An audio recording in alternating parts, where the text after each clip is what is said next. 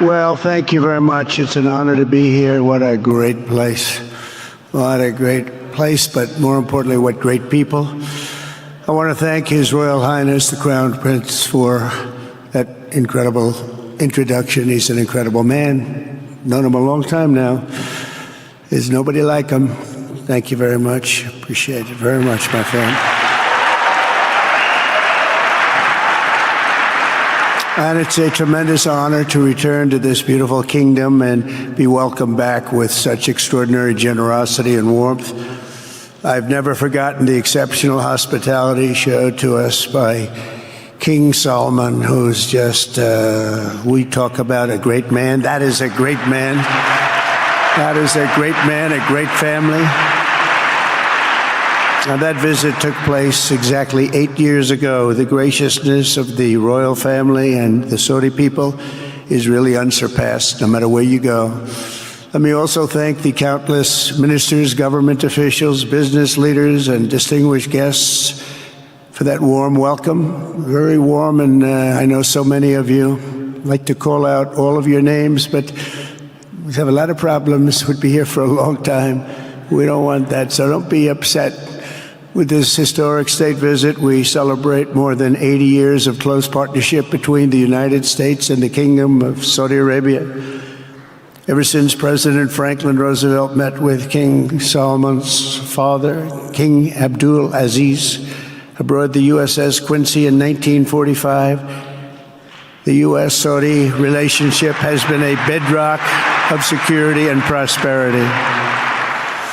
Today we reaffirm this important bond, and we take the next steps to make our relationship closer, stronger, and more powerful than ever before. It is more powerful than ever before.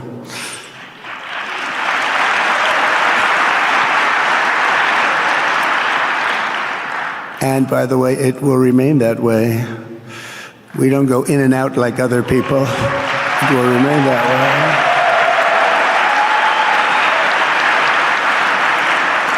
I've come this afternoon to talk about the bright future of the Middle East, but first let me begin by sharing the abundance of good news from a place called America. in less than 4 months, our new administration has achieved more than most other administrations accomplish in 4 years or even 8 years. We've actually done, for the most part, more. The day I took office, we inherited, thank you. Thank you. The day I took office, we inherited a colossal invasion on our southern border, an invasion like you'd never want to see here. Nobody should ever want to see it. But within weeks, we slashed illegal border crossings to an all-time low, down 99.999%. That's good, even for this great gentleman standing right in front of me. That's a good number. We had hundreds of thousands of people. They came in at the same time last year. And last month, we had, in this massive border, 3 people that got in. That's quite a difference. And we have no choice but to get a lot of the people that came in because they were not the best people. They were, in many cases, very bad people. We're getting them out. We're getting them out very fast. We're bringing them back to where they came from. We have no choice. After years of military recruiting shortfalls, enlistments in the U.S. Armed Forces are now the highest in 30 years because there is such an incredible spirit in the United States of America. We have tremendous spirit again. Just about a year ago, it was a big story, front page on every paper all over the world, that nobody wanted to enlist in our military, meaning we were way under enlisted. And just last week it came out that we had the strongest enlistment. They say 30 years, but probably it's maybe ever. They don't go back that far. It's the best, and that includes police officers, firemen, everything else. There's a great spirit in the United States right now. A brand new poll from Rasmussen just showed that the number of Americans who believe the nation is on the right track, they have a right track, wrong track, is now the highest in over 20 years. And it hasn't been anything like this because for many years it was the wrong track. And I can tell you for the last 4 years it was definitely the wrong track. But it's the highest it's been in many, many years. We renamed the Gulf of Mexico into the Gulf of America. That was very popular, other than perhaps with Mexico. And most importantly for the people in this room, the days of economic misery under the last administration are rapidly giving way to the greatest economy in the history of the world. We are rocking. The United States is the hottest country, with the exception of your country, I have to say, right? I'm not going to take that on. No, Mohammed, I'm not going to take that on. Wouldn't that be a terrible thing if I made that full statement? But I will not do it. You're hotter. At least as long as I'm up here, you're hotter.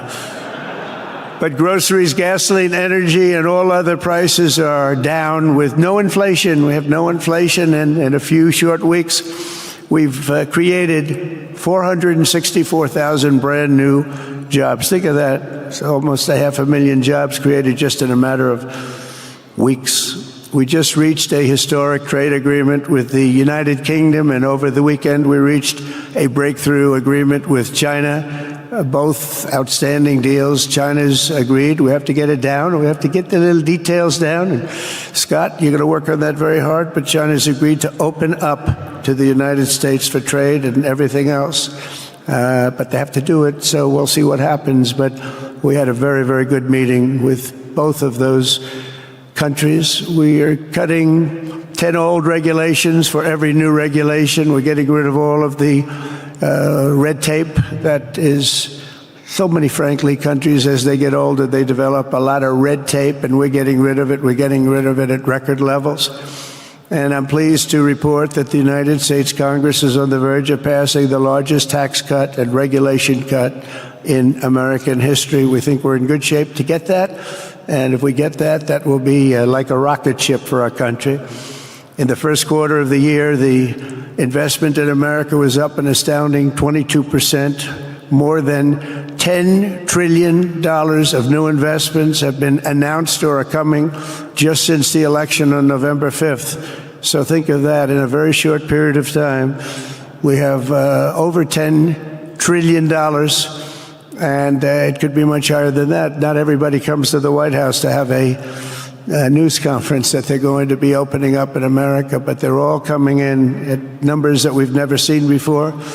If you take a look at other presidencies, they wouldn't do $1 trillion sometime in years. We did this in essentially 2 months because you have to say we got into office and they gave me about a month to clean up and fix up the Oval Office, and after that we started working, and the money is pouring in, the jobs are pouring in, the companies are pouring into our country like we've never seen before. There's never been anything like it, and we let other people tariff us into losing a lot of money and a lot of jobs, and now we're tariffing them, and it's at a level that nobody's seen. It's a level that is making us a very much different country and a very different Republican Party. We won a tremendous victory in November. We won all 7 swing states, the popular vote by millions and millions of votes. The Electoral College, we won by 312 to 226. Remember, they said,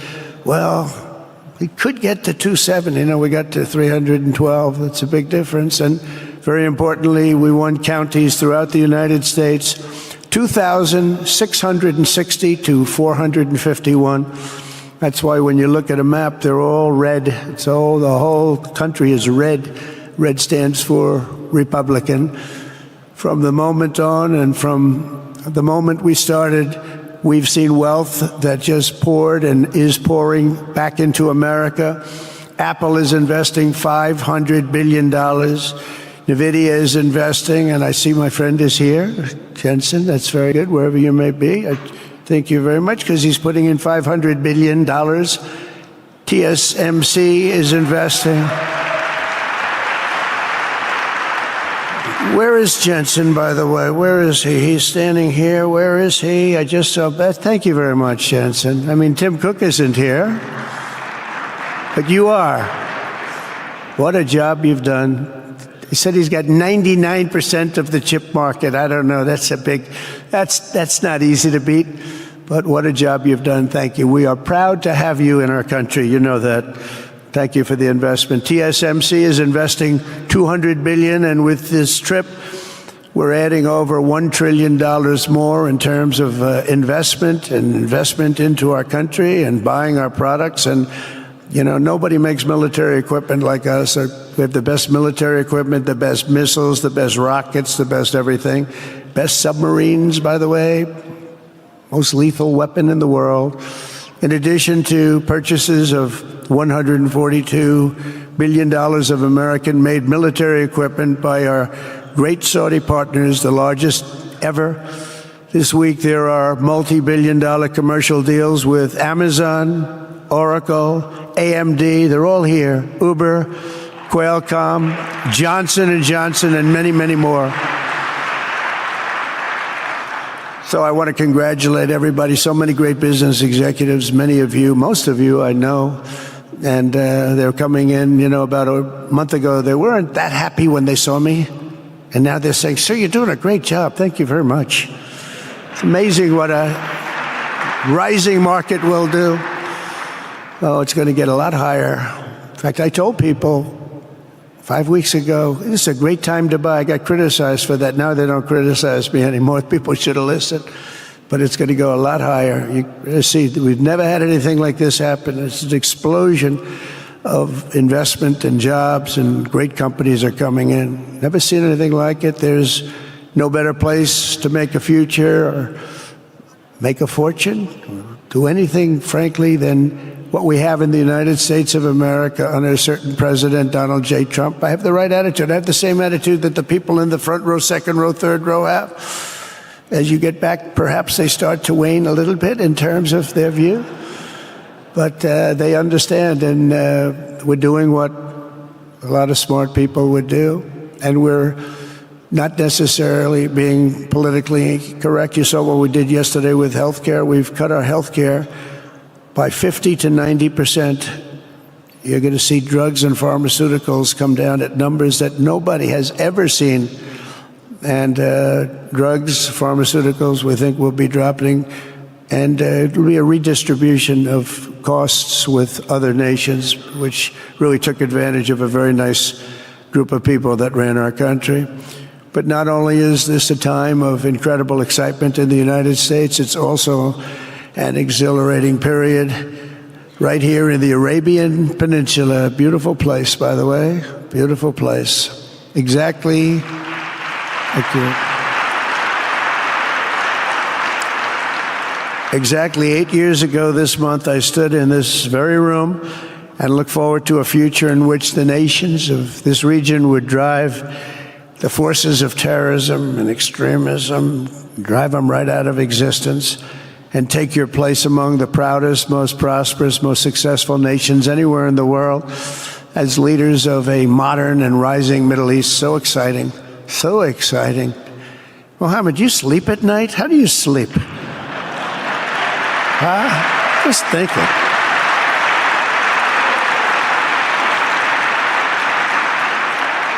What a job. He tosses and turns like some of us.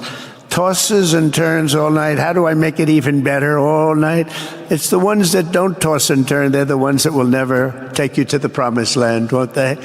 But you have done some job. True. But critics doubted that it was possible what you've done. But over the past 8 years, Saudi Arabia has proved the critics totally wrong.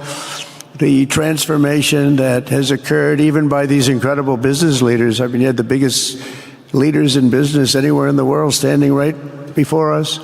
But the transformation that has occurred under the leadership of King Salman and Crown Prince Mohammed has been truly extraordinary. Such a thing has, I don't think, ever happened before. I've never seen anything at that scale happen before. And I guess, maybe you could say the United States is doing pretty well too, but I don't think too many people have seen that happen before. Majestic skyscrapers, the towers that I see, the difference between now and 8 years ago. And 8 years ago was very impressive, but the towers that I see rising, some of the exhibits that I was shown by Mohammed, what I've seen there is just an amazing, it's an amazing process, amazing genius of so many people, architecture, but I have a feeling I know where many of those ideas came from. Happens to be sitting right in this room right before me, but the towers and all of the different, I've seen a lot of different towers. I didn't think there's any version of a tower that I haven't seen in one form or another. Well, I just passed 4 exhibits. I have never seen anything like any of them. So it's going to be very exciting. And they sit among the ancient wonders of a growing and exciting city. It's really amazing. Riyadh is becoming not just a seat of government, but a major business, cultural, and high-tech capital of the entire world. The World Cup is here. Johnny, just stand up, John. Johnny, thank you, Johnny.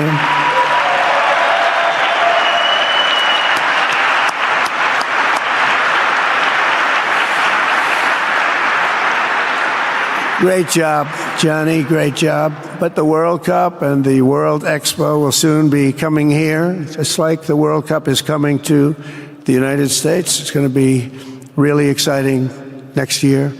The engines of Formula One racing now roar through the streets of Jeddah in a historic milestone. Other industries recently surpassed oil.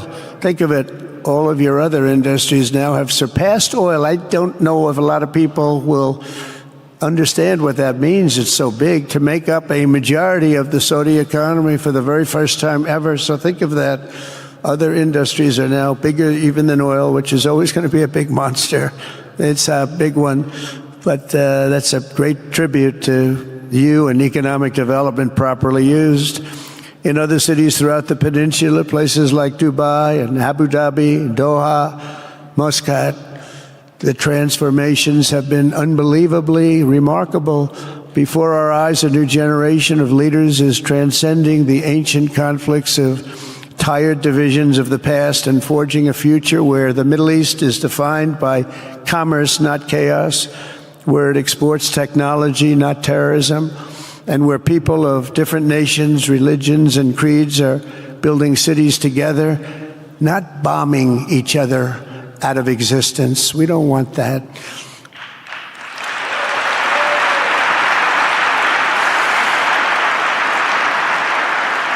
And it's crucial for the wider world to note this great transformation has not come from Western interventionists or flying people in beautiful planes giving you lectures on how to live and how to govern your own affairs. No, the gleaming marvels of Riyadh and Abu Dhabi were not created by the so-called nation builders, neocons, or liberal nonprofits like those who spent trillions and trillions of dollars failing to develop Kabul, Baghdad, so many other cities. Instead, the birth of a modern Middle East has been brought by the people of the region themselves, the people that are right here, the people that have lived here all their lives, developing your own sovereign countries, pursuing your own unique visions and charting your own destinies in your own way. It's really incredible what you've done. In the end, the so-called nation builders wrecked far more nations than they built, and the interventionists were intervening in complex societies that they did not even understand themselves. They told you how to do it, but they had no idea how to do it themselves. Peace, prosperity, and progress ultimately came not from a radical rejection of your heritage, but rather from embracing your national traditions and embracing that same heritage that you love so dearly.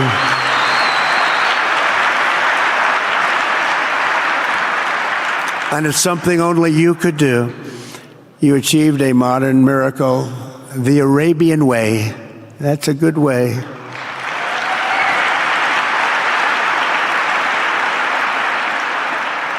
Today, the Gulf nations have shown this entire region a path towards safe and orderly societies with improving quality of life, flourishing economic growth, expanding personal freedoms, and increasing responsibilities on the world stage. After so many decades of conflict, finally it is within our grasp to reach the future that generations before us could only dream about, a land of peace, safety, harmony, opportunity, innovation, and achievement right here in the Middle East. So beautiful. It's such a beautiful thing that's happening. I guess, the people that are here can't even really appreciate it because you see it happening, and it's when you come to a place that you haven't seen in 5 years or 10 years or 20 years that it's even more incredible. When I left office just over 4 years ago, that future seemed almost impossible, what you've done. Together we had obliterated the killers of ISIS. We wiped them out, terminated its founder and leader, al-Baghdadi. We had healed the divide in the Gulf Cooperation Council. It's a very big deal. And united the nations of the region to stand against the enemies of all civilization. We'd imposed unprecedented sanctions on Iran and starved the regime of resources to fund terror. They were unable to fund anything because they had no money left. They had no money. But the new administration came in and let them have a lot of money, and you saw what happened. It was not money well spent. And with the historic Abraham Accords that we're so proud of, all the momentum was aimed at peace. And it aimed very successfully. It's been an amazing thing, the Abraham Accords. And it's my fervent hope, wish, and even my dream that Saudi Arabia, a place I have such respect for, especially over the last fairly short period of time, what you've been able to do, but we'll soon be joining the Abraham Accords. I think it'll be a tremendous tribute to your country. And it will be something that's really going to be very important for the future of the Middle East. I took a risk in doing them, and they've been an absolute bonanza for the countries that have joined. The Biden administration did nothing for 4 years. We would have had it filled out. but it will be a special day in the Middle East with the whole world watching when Saudi Arabia joins us, and you'll be greatly honoring me, and you'll be greatly honoring all of those people that have fought so hard for the Middle East, and I really think it's going to be something special, but you'll do it in your own time, and that's what I want, and that's what you want, and that's the way it's going to be. When I left office, the only thing still standing between this region and its unbelievable potential was a small group of rogue actors and violent thugs seeking constantly to drag the Middle East backward and into havoc, mayhem, and indeed into war. Unfortunately, instead of confronting these destructive forces, the last U.S. administration chose to enrich them and empower them and give them billions and billions of dollars. The Biden administration, the worst administration in the history of our country, by the way, spurned our most trusted and long-standing Gulf partners, and I can say partners worldwide, one of our great, great partners, no matter who we look to, and we have great partners in the world, but we have none stronger and nobody like the gentleman that's right before me. He's your greatest representative, greatest representative.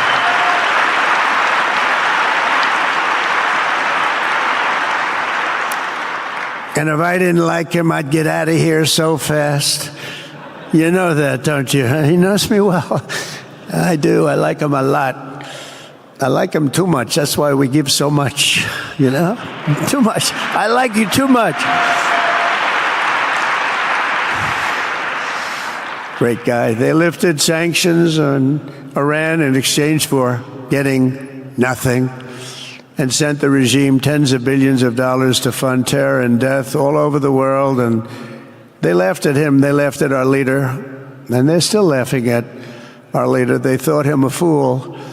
And they made nothing but trouble ever since, including the funding of October 7th, one of the worst days ever in the history of the Middle East. Horrible day.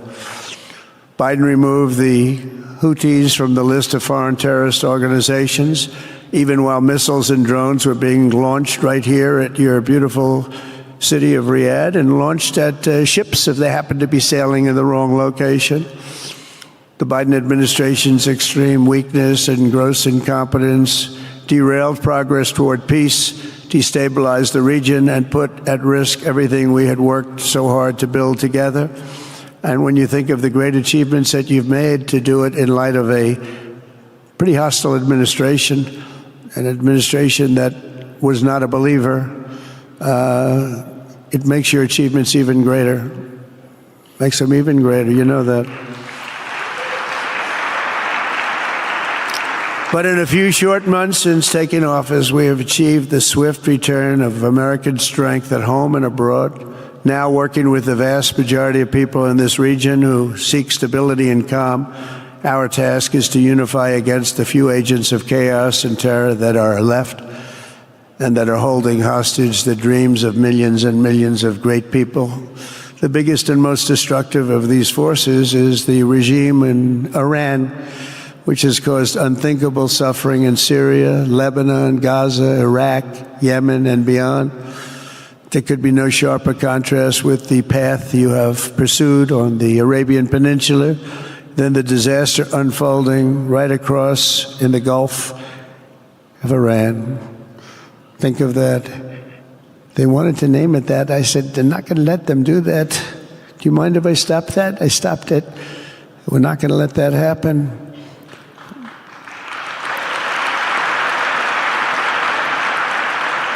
While you have been constructing the world's tallest skyscrapers in Jeddah and Dubai, Tehran's 1979 landmarks are collapsing into rubble and dust. They had it going for a little while under a much different system, but those buildings are largely falling apart, falling down, while you're building some of the world's biggest and most incredible infrastructure projects. Buildings, all sorts of things you're building that nobody's ever even seen before. Iran's decades of neglect and mismanagement have left the country plagued by rolling blackouts lasting for hours a day.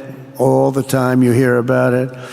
While your skill has turned dry deserts into fertile farmland, Iran's leaders have managed to turn green farmland into dry deserts. as their corrupt water mafia, let's call it the water mafia, causes droughts and empty riverbeds. They get rich, but they don't let the people have any of it. And then, of course, there's the key difference at the root of it all. While the Arab states have focused on becoming pillars of regional stability and world commerce, Iran's leaders have focused on stealing their people's wealth to fund terror and bloodshed abroad. Most tragic of all, they have dragged down an entire region with them. Countless lives were lost in the Iranian effort to maintain a crumbling regime in Syria. Look at what happened with Syria. In Lebanon, their Hezbollah proxies have pillaged the hopes of a nation whose capital, Beirut, was once called the Paris of the Middle East. Can you imagine? All of this misery and so much more was entirely avoidable, absolutely avoidable. And Mohammed knew that. He knew that. Smart people knew that. If only the Iranian regime had focused on building their nation up instead of tearing the region down. Yet I'm here today not merely to condemn the past chaos of Iran's leaders, but to offer them a new path and a much better path toward a far better and more hopeful future. As I've shown repeatedly, I am willing to end past conflicts and forge new partnerships for a better and more stable world, even if our differences may be very profound, which obviously they are in the case of Iran. I have never believed in having permanent enemies. I am different than a lot of people think. I don't like permanent enemies, but sometimes you need enemies to do the job, and you have to do it right. Enemies get you motivated. In fact, some of the closest friends of the United States of America are nations we fought wars against in generations past, and now they're our friends and our allies. I want to make a deal with Iran. If I can make a deal with Iran, I'll be very happy if we're going to make your region and the world a safer place. But if Iran's leadership rejects this olive branch and continues to attack their neighbors, then we will have no choice but to inflict massive maximum pressure, drive Iranian oil exports to zero like I did before. If you know that, they were a virtually bankrupt country because of what I did.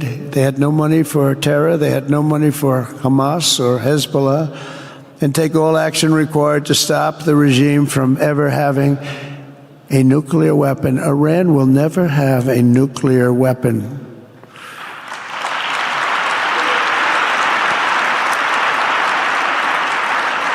But with that said, Iran can have a much brighter future, but will never allow America and its allies to be threatened with terrorism or nuclear attack. The choice is theirs to make. We really want them to be a successful country. We want them to be a wonderful, safe, great country. But they cannot have a nuclear weapon. This is an offer that will not last forever. The time is right now for them to choose. Right now, we don't have a lot of time to wait. Things are happening at a very fast pace. They're happening right here. They're happening at a very fast pace. So they have to make their move right now, one way or the other. Make your move. As I said in my inaugural address, my greatest hope is to be a peacemaker and to be a unifier. I don't like war. We have the greatest military, by the way, in the history of the world. You know, I rebuilt our military in my first 4 years and rebuilt it into the most powerful military there is. And you saw that when I knocked out ISIS in 3 weeks. People said it would take 4 years, 5 years. I did it. We did it in 3 weeks. Just days ago, my administration successfully brokered a historic ceasefire to stop the escalating violence between India and Pakistan. And I used trade to a large extent to do it. I said, fellas, come on, let's make a deal. Let's do some trading. Let's not trade nuclear missiles. Let's trade the things that you make so beautifully. And they both have very powerful leaders, very strong leaders, good leaders, smart leaders. And it all stopped. Hopefully it'll remain that way, but it all stopped. I was very proud of Marco Rubio and all of the people that worked so hard. Marco, stand up. What a great job you did on that. Thank you, J.D. Vance. Marco.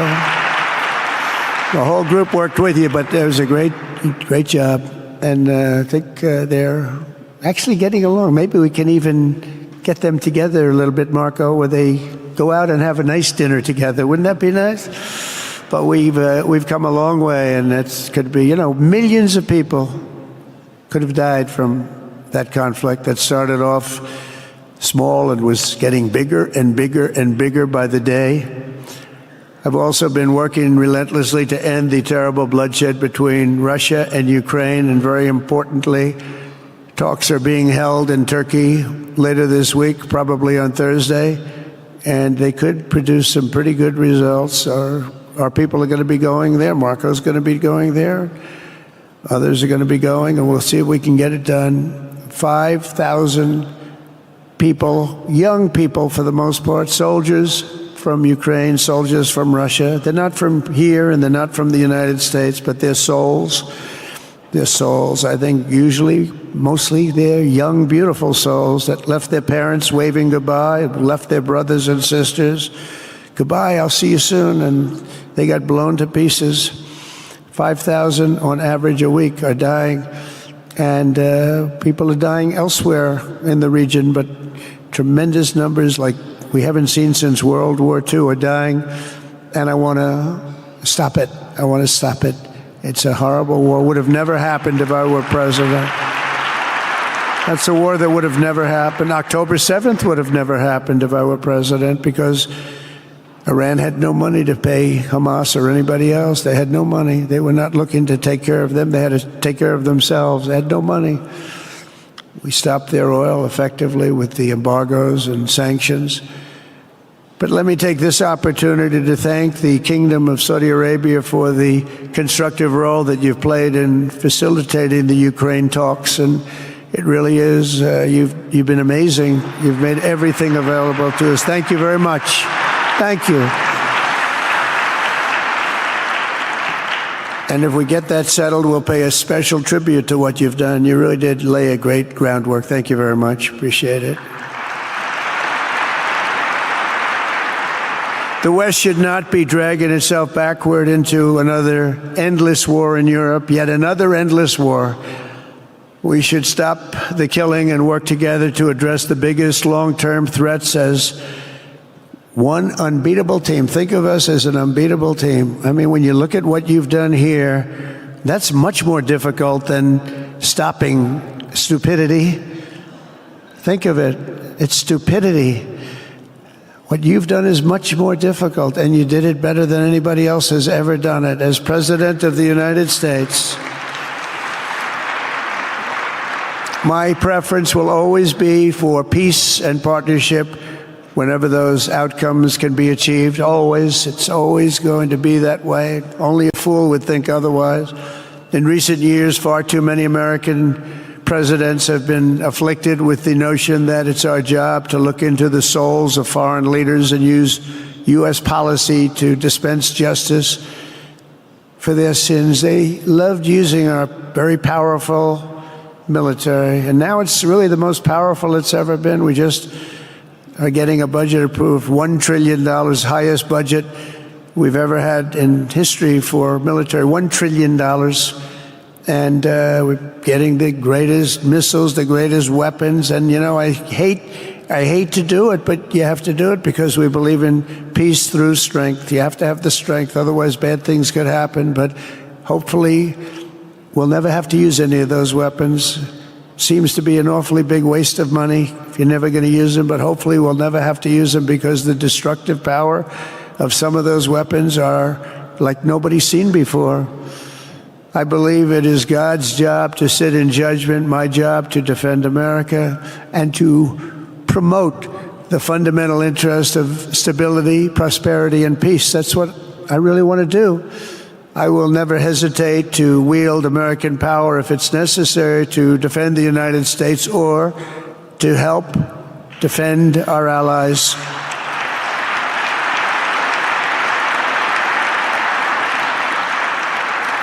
And there will be no mercy for any foe who tries to do us or them harm. We will have no mercy. They understand that. That's why I've been pretty lucky. A lot of people think, he's looking to fight. He's looking to fight, and things get settled. It's an amazing thing when they really think you mean it. But we do. We have the greatest military, the strongest military, stronger than any. Nobody's even close. We have the best weapons in the world, but we don't want to use them. If you threaten America or our partners, however, then you'll be faced with overwhelming strength and devastating force. We have things that you don't even know about, you don't hear about. And if you did, you'd say, wow. In recent weeks, following repeated attacks on American ships and freedom of navigation in the Red Sea, the United States military launched more than 1,100 strikes on the Houthis in Yemen. As a result, the Houthis agreed to stop. They said, we don't want this anymore. It's the first time you've heard that from them, too. They're tough. They're fighters. But just days ago, we were asked to cease targeting commercial. They were not going to be targeting commercial ships in any way, shape, or form, or anything American. And they were very happy that we stopped. But we had 52 days of thunder and lightning like they've never seen before. This was a swift, ferocious, decisive, and extremely successful use of military force. Not that we wanted to do it, but they were shooting down ships. They were shooting at you. They were shooting at Saudi Arabia. We don't want them shooting at Saudi Arabia, if that's okay. So we hit them hard. We got what we came for, and then we got out. Since January 20th, the U.S. military has terminated 83 terrorist leaders operating across Iraq, Syria, and Somalia, including ISIS's #2 global leader. You read about that just recently. With the help of Pakistan, we apprehended the ISIS terrorists responsible for the attack on 13 American service members at Abbey Gate, that horrible, horrible disaster. During this Afghanistan withdrawal, that's another thing that we don't even think about so much anymore. 13 died, but 42 were horribly wounded. But hundreds of people died overall, because I count the people on the other side. Hundreds of people just grossly incompetent. It's probably why Putin decided to go into Ukraine, something he never would have done if I were president. But we wouldn't have had the problems of October 7th if I were president. We wouldn't have had Ukraine, Russia if I were president. We wouldn't have had Abbey Gate, because there wouldn't have been any reason we were getting out, but we were getting out with dignity and with strength and power. But the way they got out was not good. I think it was the most embarrassing moment in the history of our country. And we've been working tirelessly to bring back all hostages held by Hamas. We brought back a lot already, but we're bringing back more. This weekend, we successfully negotiated the release of the last American hostage, Edan Alexander. Just came out a few hours ago, and we continue to work to get that war ended as quickly as possible. It's a horrible thing that's taking place. All civilized people must condemn the October 7th atrocities against Israel, which would never have happened again if you had probably a different president, but definitely if you had me as president. The people of Gaza deserve a much better future, but that will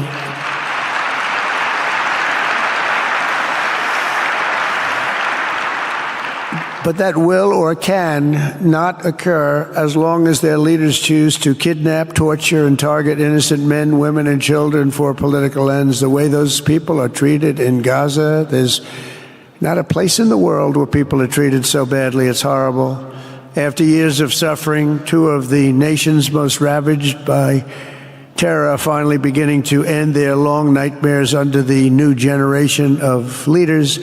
In Lebanon, where a friend of mine has just become the ambassador. He's going to be great. I said, that could be a very dangerous job. He said, I was born there. I'm Lebanese. I love that country. I said, but it's very dangerous. This is a friend of mine from New York. I said, but it's very dangerous. Are you sure you want to do it? I never thought of him as being a warrior, but he is a warrior. He loves his country. He said, if I'm injured or die, I'm dying for a country that I love. He grew up there. It's horrible what's happened in Lebanon, but you have a great ambassador, I can tell you that. In Lebanon, which has been endlessly victimized by Hezbollah and their sponsor, Iran. A new president and prime minister have brought the first real chance in decades for a more productive partnership with the United States, and we're going to work with their new ambassador and everybody else, Marco, and we're going to see if we can really help them out and let them get over that very high grid that they're going to have to get over.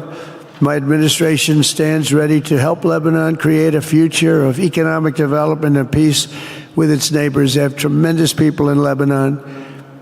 Doctors, lawyers, great professional people. I hear it so many times. Likewise, in Syria, which has seen so much misery and death, there is a new government that will hopefully succeed in stabilizing the country and keeping peace. That's what we want to see in Syria. They've had their share of travesty, war, killing, many years. That's why my administration has already taken the first steps toward restoring normal relations between the United States and Syria for the first time in more than a decade. And I'm very pleased to announce that Secretary Marco Rubio will be meeting with the new Syrian foreign minister in Turkey later this week. And very importantly, after discussing the situation in Syria with the Crown Prince, your Crown Prince,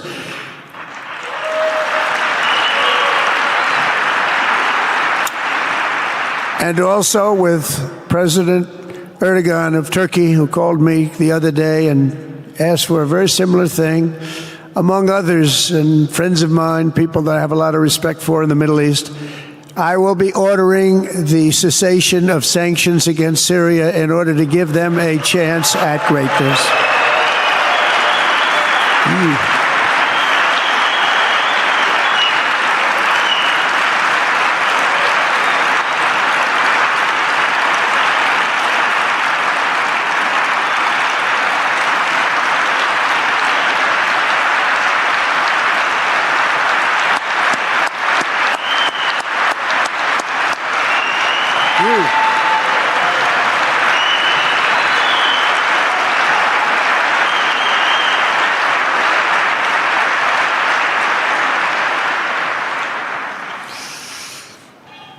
Oh, what I do for the Crown Prince.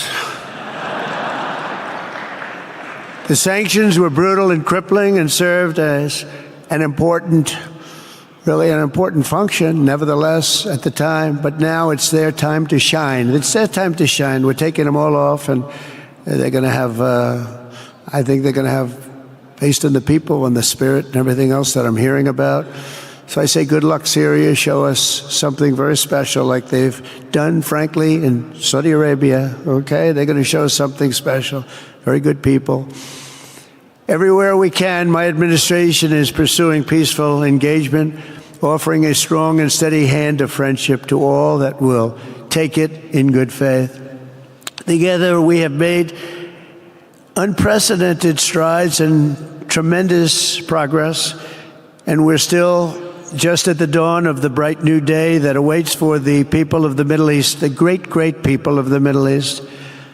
If the responsible nations of this region seize this moment, put aside your differences and focus on the interests that unite you, then all of humanity will soon be amazed at what they will see right here in this geographic center of the world. It really is. It's like a center of the world and the spiritual heart of its greatest faiths. For the first time in 1,000 years, the world will look at this region not as a place of turmoil and strife and war and death, but as a land of opportunity and hope, just like you've done right here, a cultural and commercial crossroads of the planet. Security and stability will lift millions into lives of safety and success, and the nations of this region will be free to realize your highest destinies, honor your proud histories, harness amazing new opportunities, and bring incredible glory to Almighty God. People will come from all over the globe to be inspired by the cities you build, the businesses you create, the technologies you invent, and the beauty, talent, and potential you unleash right in the hearts of your citizens.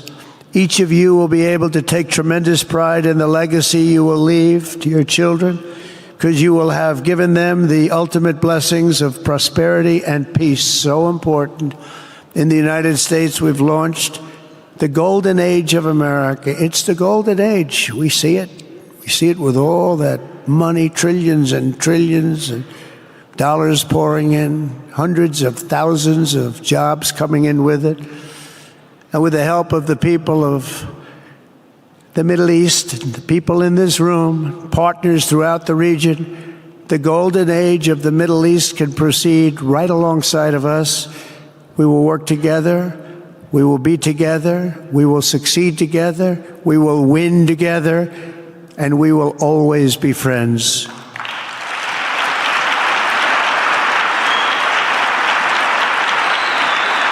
Thank you. So, Mohammed, I want to thank you again very much for having me. And as a representative of what I think is the greatest nation in the world, we are with you all the way, and you have a tremendous future. Thank you very much. And please pay my respects to your father. Thank you very much.